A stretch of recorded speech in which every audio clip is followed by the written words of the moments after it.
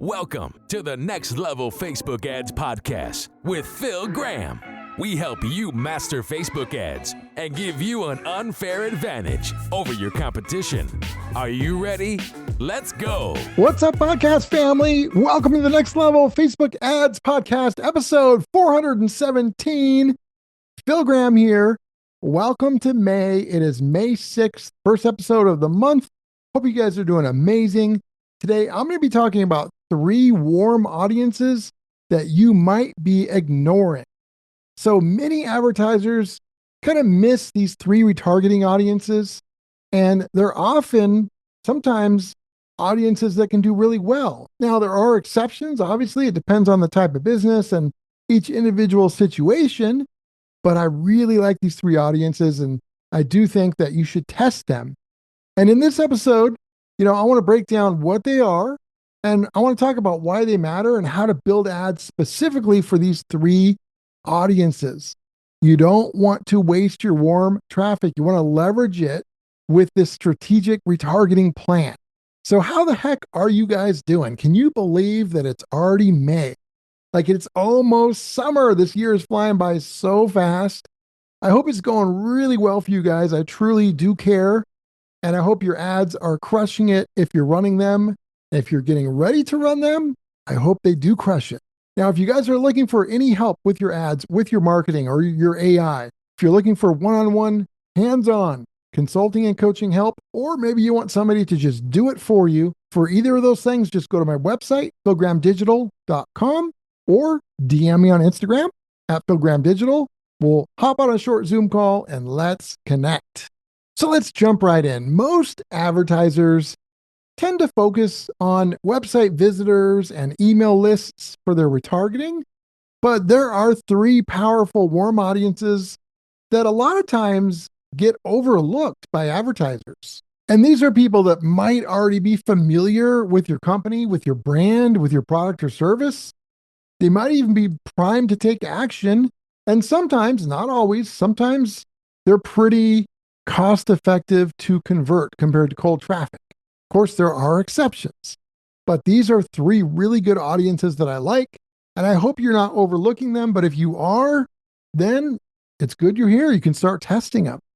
And audience number 1 would be Instagram engagers. Now, we also do Facebook engagers as well, of course, but Instagram engagers, if you're running Instagram content, if you're running Instagram ads, engagers have seen something that you've done and they've engaged in some way. They've either liked something or saved it.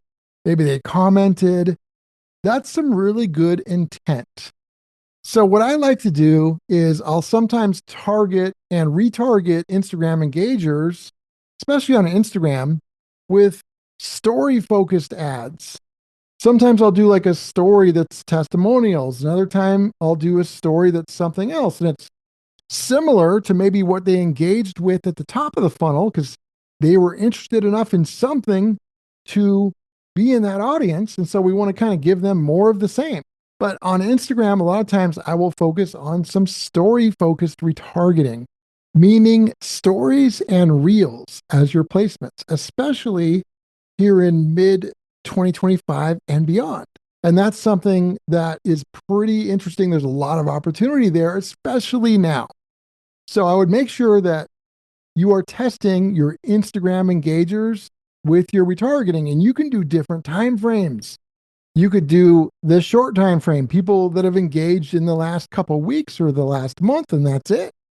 Or you could do a longer time frame. You can go up to 6 months or even longer in some cases. So test that out. The second audience that I feel like gets overlooked quite a bit is video viewers. Now, a lot of you might be doing this, and if you are, I'm glad you are, but a lot of people are not. One of the things I really like about Facebook and Instagram ad videos is that if somebody views the ad, even if they don't click to go to your website, you can retarget them because they did view your video. And that is a real valuable opportunity. They've shown interest by consuming your video, even though they may not have clicked. And that is a great retargetable opportunity that you guys can leverage. So sometimes I'll handle this in a couple different ways. Sometimes I will create an audience of all video viewers, people that viewed any video that we've done, whether it was on the page itself or an ad. And then I'll show them a retargeting ad that's like a follow up, but it could be more general in nature. And then another thing I'll do is I will look at a specific video. Maybe it's for a specific product or service, or it could be a specific ad angle that it was talking about. So, for example, let's say you were a gym and you had a video specifically about weight loss, for example. Then what I would do is I would use that as a retargeting opportunity. I would retarget everybody that watched that weight loss video. And you know what I would give them in the retargeting ad? More weight loss content, because if they watch the video, they must have been interested in it to watch it. And I think that's really important. So you can do general, all video viewers, and then you can also do people that viewed just specific videos, which is another reason why you want to think about having different types of video ads. You want to have broad ones, but also segmented ones based off of either ad angle or product or service or pain point or something like that, because you can retarget with the same way. Now, I would follow up with another video ad, but not like a hard sell spammy one. It would be similar to what they consumed at the top of the funnel, but it might be a different twist or go more in depth or another way to look at things. And in terms of how much did they watch to be in the audience, you can control that. But I really like 25% because typically, unless it's a tiny video that's like 2 seconds or something, let's say it's a minute long, if it's a 25% video views audience, then they needed to watch at least a quarter of that. So a minute long video would be like 15 seconds. They needed to watch at least 15 seconds of that. Typically, that is not going to be an autoplay. They probably were watching it if they're watching for at least 15 seconds. And some people say, well, why don't you just do to where they had to watch the whole thing? Because that means they must have really liked it. Well, there's some people that might really like it. And so instead of watching the rest, they click to go check out the website to see more about what you were talking about. That's why I really like that 25%. So make sure you guys are testing video views as a retargeting opportunity. And then number 3, another kind of overlooked one, if you have lead forms. So let's say it's not you're not selling something on a specific ad, but you have a lead form that they can fill out.